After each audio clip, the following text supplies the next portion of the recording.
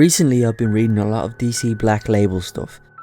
And what's DC Black Label, you might be asking? Well, it's stories about DC characters, or original characters that aren't necessarily in the main continuity of the timeline. They can be, or they can choose not to be. But not being in the mainline continuity gives the author of any given Black Label book free roam to do what he or she pleases to do. Batman has a lot of these books made about him. He's one of the best selling superheroes of all time, of course. Go anywhere across the globe and mention the word Batman, and people will instantly know that you're talking about the Dark Knight. He's that shadowy figure bad men think they see when they walk alone at night. Always looking over their shoulder when committing crimes, looking out for the Caped Crusader to swoop in from the rooftops to ruin their plan. Cause he's always up there, up high, glaring down at Gotham's underbelly. Still. Watching. Waiting.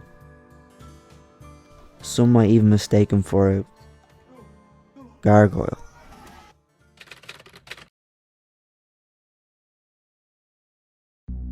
No child should call the grave of his murdered parents home, because Gotham City and that grave are the same. Gotham is filled with big grand architecture that, in the daytime, some people might mistake it for a thriving metropolis, like its cousin across the pond. But the ornate buildings only cover up what's really inside. It reminds me of an old abandoned house from the 60s.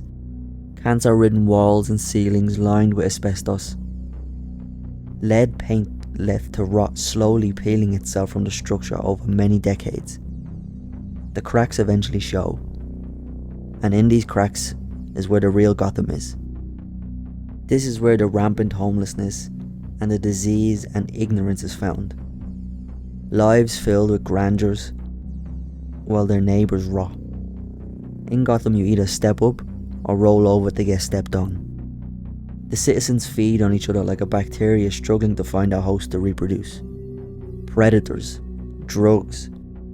Violence becomes entertainment to the normal man. The normal man becomes a criminal. And then them criminals, they leave children as orphans. But one orphan in particular vowed to stop the bleeding. Vowed to take his city back. His city was the wound that never healed. Gotham was hemorrhaging blood, and he would become the platelets needed to heal his city. His city. He is Gotham. In a drug den nearby, masked men have taken drug addicts hostage, forcing them to create their product. While in a room upstairs, an old film projector spun its wheel. Standing in front of it was a man draped in shadows, frantically drawing word cartoons on a notepad before ripping them from the page. Two addicts are sent to the basement to find more ammonia for the solution.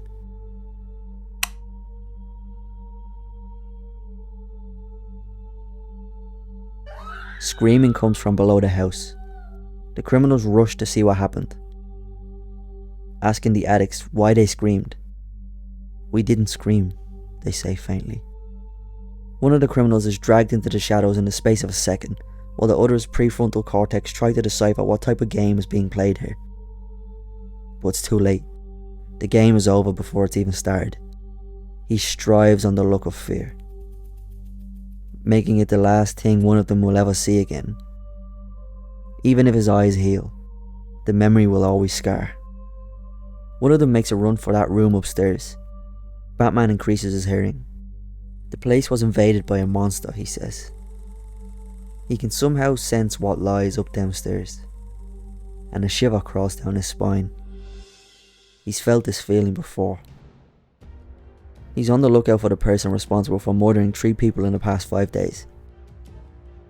He's definitely in the right place. No time for grief for the scenes he's witnessing. He must turn it to rage. He can smell that the house is laced with TNT. He grapples upstairs and then goes to enter his room. He's blinded by a projector playing what seems to be some sort of old cartoon. He finds the drawings from earlier. "Don't touch them," a voice says. "Don't touch my thoughts." You don't want to know how much my thoughts hurt. A mysterious man is standing in his way, wielding a bloody hammer. He's definitely found his killer, alright. Batman leaps forward in attack mode but gets skint with the shiny metal of a hammer. He's taken aback, and that's when the killer gets the upper hand, smashing his face in with a carpenter's tool, cracking the back of his head, and then knocks him out of the room, crashing over the balcony. Now face to face, and in that moment he's finally found something true in Gotham. Pain. He awakes on the floor below, barely conscious. His left arm is no use. The man is gone. Only the hammer remains. He can't let him escape, he thinks. But he hears the ticking. What is that? It's too late.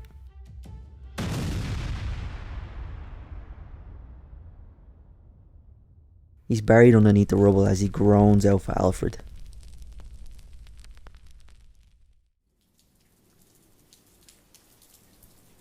On the other side of the city, Detective Gordon is investigating a string of murders where the victims are left naked with puncture holes in their back.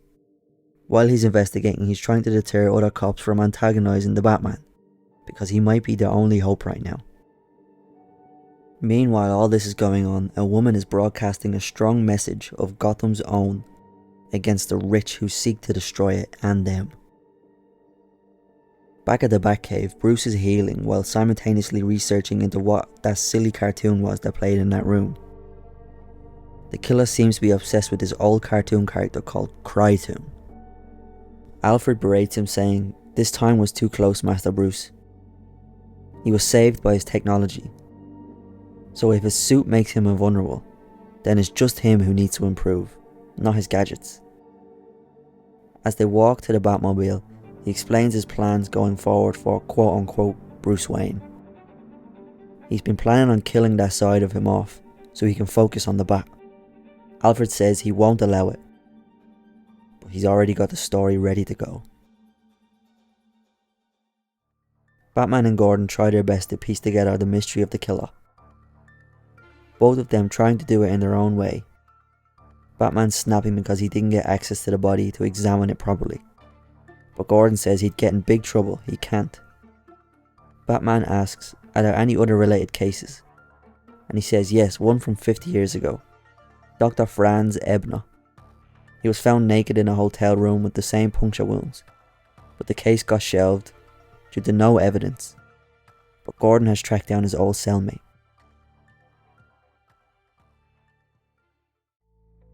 Meanwhile, the killer is currently sitting in a rich movie producer's house staring at him tied to a chair. He's been sitting there hours. He's the man who bought the right to the cartoon character, Crytoon. The killer picks up a piece of charcoal from the fireplace and begins to draw on the walls. After a tear rolls down his eye, he is done. Here is what is in my mind. Let me see that genius mind of yours. The movie producer asks why he's crying, and then he says, my cry only foreshadows your own.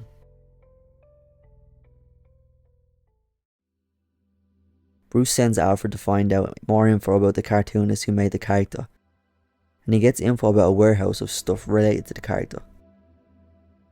Gordon visits the man's cellmate, but it's like sucking paint through a straw, it's no use. But he does mention that one person visited him all the time, so he goes to investigate. And he finds a name. Charles Quinton. Bruce arrives at the warehouse, but not without berating Alfred about how his Batmobile GPS doesn't work. He enters it and it's packed to the brim with weird creepy memorabilia. He scans his surroundings with infrared vision, but he doesn't see him. He doesn't see the big furry dog mascot until it's too late. He gets an anvil dropped on his head, knocking him unconscious. The dog removes his head, revealing the killer to be crying. He starts messing around with some film when a security guard catches his attention. Bruce awakens to see him about to get away with a hostage. He can't move, but something else can. The Batmobile crashes through the building, scooping him up, and the chase begins. He tries to focus on the task at hand while still recovering from that head injury. He locks onto the truck. Meanwhile, inside, the killer points a gun at the man and tells him to jump.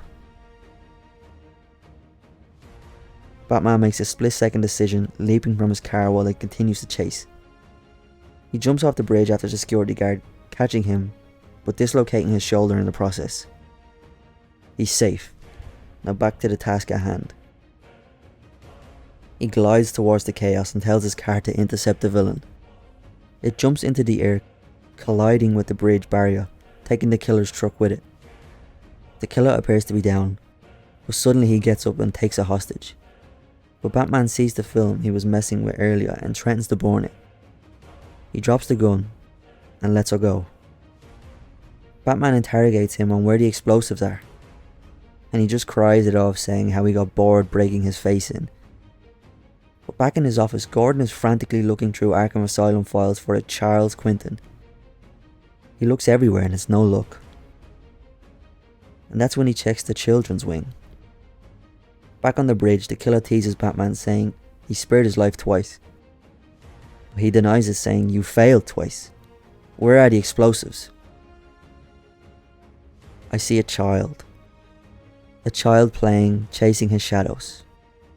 But when you chase your own shadow, it leads you into the abyss.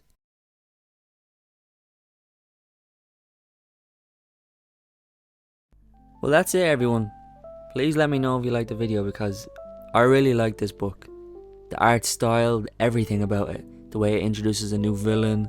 The new villain seems interesting though. If you want the next part, let me know. The next part is out, so I could do a video on it anytime. But only if you guys want it, you get me? But if you also want to suggest what video I want to make next, down in the comments down below. Only if you want to. But yeah, that's it. Like, share, comment, subscribe. Comment down below, let me know. Peace.